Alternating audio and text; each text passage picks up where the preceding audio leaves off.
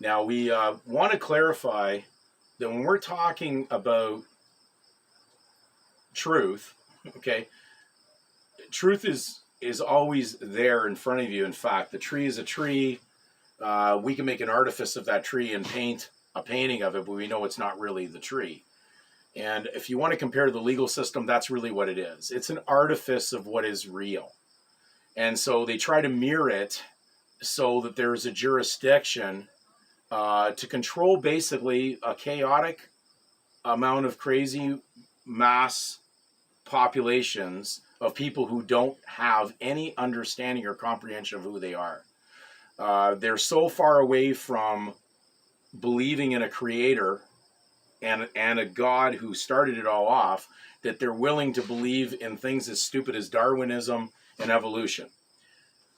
So this type of institutionalized audience do not realize that legal is not real.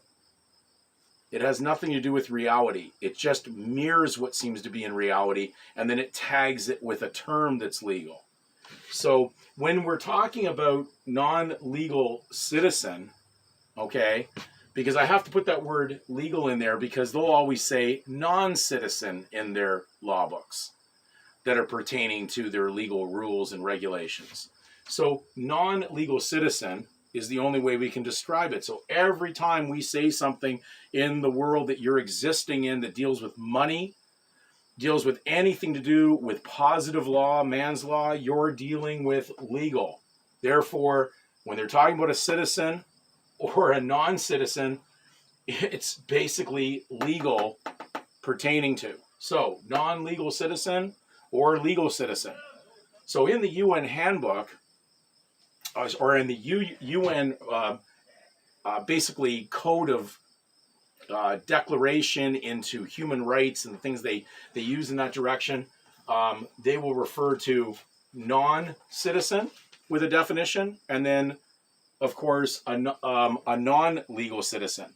So let's look at what is really the definition that they would have for that.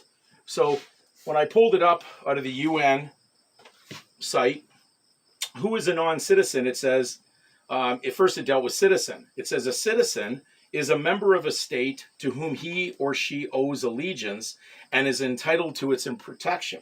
Okay, that's what they're always asking you when you're requiring some kind of document from the state, a legal state. It will always have that you're claiming entitlement to the privileges and the benefits coming from it, which makes you walk into the jurisdiction of saying you're going to be known as that. So you're a legal entity.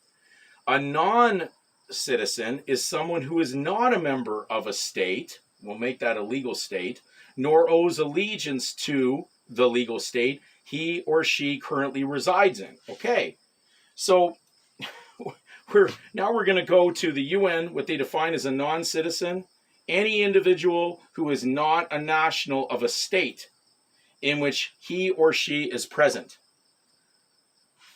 Now you got to follow the pattern on this because this is like joining the dots. So they just said there that a non-citizen under the UN is any individual who is not a national of a state. So now we got to go to the word national. Now, of course, they're only talking about a legal state. National. Bear with me. Reading out of the current Canadian Law Dictionary, the Dictionary of Canadian Law, 5th edition. National. An individual possessing the nationality of a particular country. Any legal person, partnership, and association deriving its status as such from the law in force in a state. Okay, so they were very clear on that. Very, very clear on what makes that legal citizen. So if you are basically claiming to be anything in the legal, you have to have a legal tag beside it. So it would ensure the fact that everybody's going to have a tag name that identifies them in the legal. And that's why the legal surname is in place. That's why it's so important in their system. We lose focus on this when we start going down these crazy rabbit holes where people are starting to play, oh, I'm this, and they're carrying around a birth certificate. That's an important legal document. It says right on a lot of them And then on the next minute, they're going to go, I'm now going to file a declaration of status. Well, I'm holding that and acting with that and taking the benefits of it, holding property under that legal name. It's just beyond belief that someone could go down that rabbit hole when they see what's in front of them.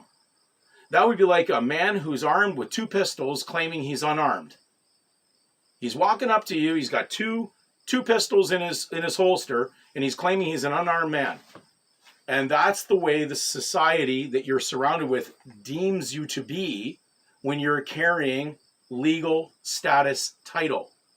It is a legal, civil, pagan condition. I hope I don't offend those who don't believe that pagan and heathen are bad terminologies. That's just because you don't know the words and you don't understand the association. Anything away from the God of the Bible is a heathen. So if you're not a member of God's people, you're a heathen, you're a pagan, you're a legal participant, and you're deemed to be such. And you have no covenant with your Creator. That is just where the direction of the research has to take you. But those that would want to argue that will remain in darkness, and they're going to try to play both sides. So be very cautious about what you say, what you do, what you're carrying, how you're acting, because it can backfire on you so instantly out in the world that you live in.